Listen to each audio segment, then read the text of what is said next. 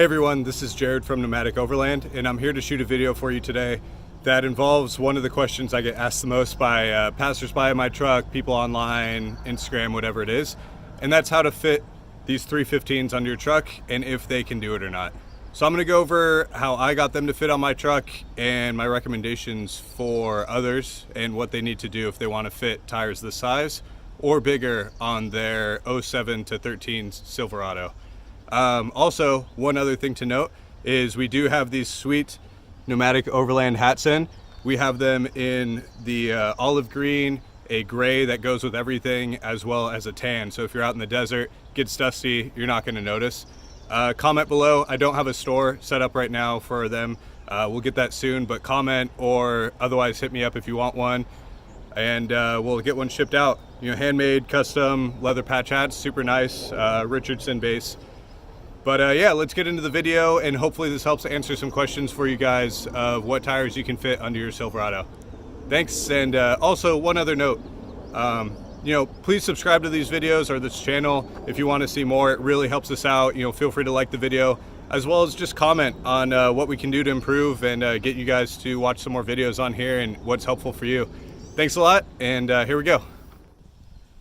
All right, so to get us started off, I created a scenario here in which I was trying to simulate it being at full tuck. It's definitely not, but you know, it's the best I could do right now.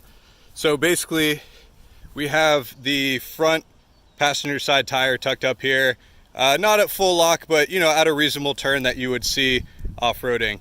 As you can see, there's not a lot of clearance here with these 315s. I haven't had them touch in any circumstance, but you know, realistically, you probably can't go larger than this without a more substantial lift or other modifications to the body. One thing that I did as well is the popular NorCal mod for the inner fender wells. I'm not going to go over how to do it, but it does create substantially more clearance back here for tires to fit in. You may be able to get away with it with this BDS high clearance lift, but before I had this lift, I could definitely not get away with this size tire being able to turn and still have room back here. So check out some other videos online on how to do that. You know, it's a little too late for me to do the tutorial, but it definitely helps. I guess needless to say, one thing that I did on my truck is the BDS 4-inch lift with these Fox coilovers. That gives me more than enough clearance for my needs and everything, and you know, has been great so far. And of course, I have this custom steel bumper on here that I made. I went a little extreme and provided plenty of clearance there, more than I will ever need. But with that being said, this stock bumper comes almost straight down from here, and then also has a plastic piece that really comes down. And I'm pretty sure it would not fit these 315s. I actually made this bumper before I put these tires on. But yeah, I just don't think it would fit on there realistically if you plan on doing any actual off-roading and flexing out your 4-inch lift. With the leveling kit, you know, you can get away with it, but you are going to touch when at full lock and when you are flexing it out. I was touching even before full compression with the leveling kit. So yeah, the 4-inch is really needed for 315s. Also, off-road wheels. So with these methods, the offset that I get in pulling, you know, the tire out away from the truck a little bit definitely helps. That's why you may not need it, the NorCal mod with these wheels, but before with the stock wheels, it was absolutely needed. The clearances were even tighter. So the combination of that mod, the wheels, trimming the bumper, or going with the aftermarket bumper is pretty much what's needed here. So let's look at the other side where it's tucked. But you know, the rear has no problem. As you can see, this side is lifted up, but let's go around to see where the other side is tucked. All right, here is the driver's side rear of the truck. You can see we're nearing full tuck here. Not quite full, but it's pretty close. There's not a lot of clearance, so you know, unless you want to trim your bedsides or go fiberglass, this is really what you're looking at for clearance with 315s.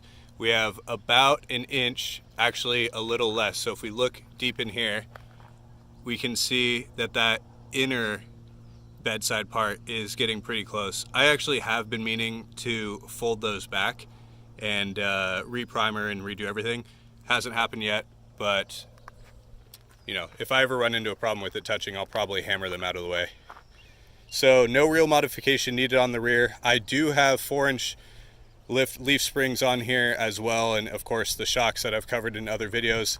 That shouldn't really matter. You can fit 315s and tuck it, because as we can see, it's pretty much at the largest diameter part of the tire, and we do still have clearance here. So that about covers it for the rear.